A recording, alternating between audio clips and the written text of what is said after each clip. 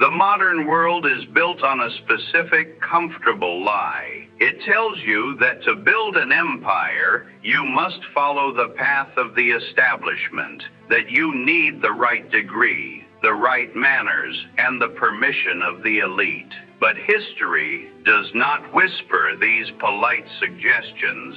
History is written by those who break the rules. In 1805, if you had looked at an 11-year-old boy working on the freezing, jagged docks of Staten Island, uneducated, unpolished, and without a cent to his name, you would have seen a ghost of the working class. But that boy, Cornelius Vanderbilt, was not looking for a job. He was looking for a throne. He was about to prove that raw will can bend reality, eventually controlling one out of every $20 in the American economy. His journey from a $100 loan to a $185 billion empire was not a matter of luck. It was a master class in the architecture of power. Schools teach you theory, but Vanderbilt's classroom was the cold Atlantic. He understood early on that information is not wisdom, experience is. At 16, he borrowed $100 from his mother, a small fortune at the time. In exchange, he sold his sweat, plowing rocky fields and carrying the weight of his household. He bought a small barge and sailed when others slept. He worked through the storms that kept his rivals in the pubs. Why? Because he grasped a fundamental law of human nature. Reliability is the ultimate leverage. If you are the only one who delivers when the world is falling apart, you do not just earn a wage, you own the market. He didn't need a diploma to understand that the compounding interest of discipline eventually becomes an insurmountable wall for the lazy. As his influence grew, Vanderbilt entered the territory of the giants. The waters of New York were held by state-sanctioned monopolies, aristocrats with soft hands and political connections. They thought a rough sailor could be easily crushed.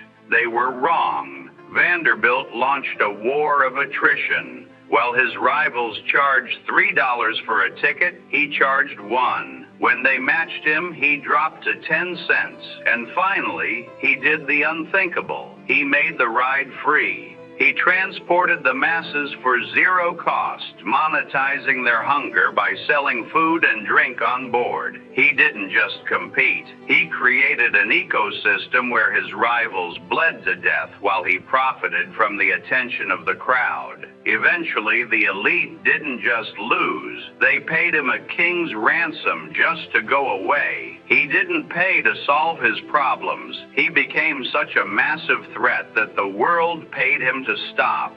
Success, however, invites the shadows of betrayal. During the gold rush, Vanderbilt built a logistical miracle through Nicaragua, amassing more wealth than many nations. But while he was on a rare vacation in Europe, the men he trusted, his own partners, conspired to steal his company. Most men would have sought the slow, polite justice of the courtroom. Vanderbilt had no patience for the bureaucracy of the law. He believed in immediate, total ruin. He sent a letter to his betrayers that remains the most savage piece of correspondence in history. It said, "Gentlemen, you have undertaken to cheat me. I won't sue you, for the law is too slow. I'll ruin you." And he did. He didn't use a judge. He used the market. He built a rival line, drove prices into the dirt, and watched as his former partner's stock became worthless paper. He bought his own company back for pennies on the dollar, teaching the world a terrifying lesson: never corner a tiger unless you are certain you can kill it. The mark of true genius is the ability to destroy your own past to secure your future. At age 70, when most minds have softened, Vanderbilt's mind sharpened into a blade. He looked at his massive fleet of ships, the very source of his fame, and he saw ghosts. He realized the future was made of iron and rail. In a move that shocked the financial world, he sold everything. He went all in on the railroads. When his rivals tried to block his path into New York City, he didn't negotiate. He owned the Hudson River Bridge, the only gateway into the heart of Manhattan. In the dead of winter, he simply closed it. He choked the city's economy, parking his trains across the tracks until the stock of his enemies plummeted. He waited in his office, smoking a cigar, until they came to him on their knees. He didn't just open the bridge. He bought their companies for nothing and merged them into an empire that defined the American landscape. Listen to me closely. People will call you ruthless. They will call you lucky. Let them. I didn't spend my life asking for a seat at the table. I built the table, I built the room, and then I owned the land it sat on. You can spend your days waiting for a map, or you can start rowing until the tide has no choice but to follow you. The world doesn't give you what you deserve. It gives you what you have the iron will to take. But dominating New York was not enough. Vanderbilt looked outward toward the rest of the continent, and it is here that he encountered the Erie War, a cautionary tale often whispered in Wall Street boardrooms. He wanted the Erie Railroad to complete his monopoly. He applied his usual tactic, brute force. He began buying millions of dollars in shares. But this time, he was fighting Jay Gould and Jim Fisk, financial pirates who had no respect for the rules. As Vanderbilt bought stock, they illegally printed more in the basement of an opera house. They watered the stock, diluting the value faster than the Commodore could buy it. For the first time, the predator became the prey. He lost millions in days, but he didn't break. He simply stopped. He realized he had walked into a trap, cut his losses, and walked away. He taught us that even the gods of industry bleed, but the survivors are those who know when to drop the sword. While he fought on the exchange, he fought a darker war at home. He looked at his son, William, and saw weakness. He exiled him to a barren farm on Staten Island, telling him he would never touch the family fortune unless he made the dirt profitable. This was not cruelty. This was a forge. William toiled in the mud for years, eventually transforming that failing farm into a profitable machine. When the Commodore finally allowed him back, William was no longer a soft air. He was a weapon sharpened by the very man who scorned him. Vanderbilt didn't just leave his son money, he left him the capacity to keep it. As the Commodore aged, the nation faced the panic of 1873. Banks collapsed, the stock market closed. The economy began to disintegrate. While other tycoons panicked, Vanderbilt stood as a monolith. He had so much cash that the U.S. Treasury looked to him for stability. He bailed out the banks, not for charity, but because he understood that if the system died, his empire would die with it.